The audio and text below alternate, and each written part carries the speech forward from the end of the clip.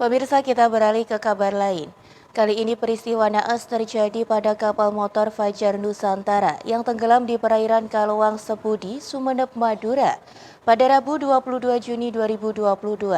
14 anak buah kapal tenggelam, namun beruntung mereka semua ditemukan dalam kondisi selamat.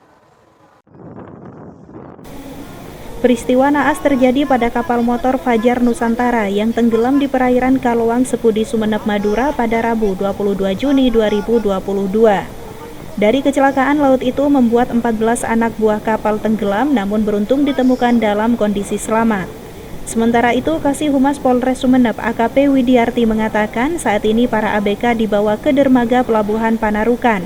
Sebelumnya, kapal kargo dengan nahkoda Satria Kukuh Pratama berangkat dari Tanjung Perak, Surabaya dengan tujuan Balikpapan. Kapal berangkat pada Minggu 19 Juni 2022, kemudian pada Selasa 21 Juni 2022 kapal berlabuh haluan, yakni tidak jadi melintas di perairan Laut Jawa karena cuaca sedang tidak baik. Dari Sumeneb, Jawa Timur, Tim Liputan Madu TV mewartakan.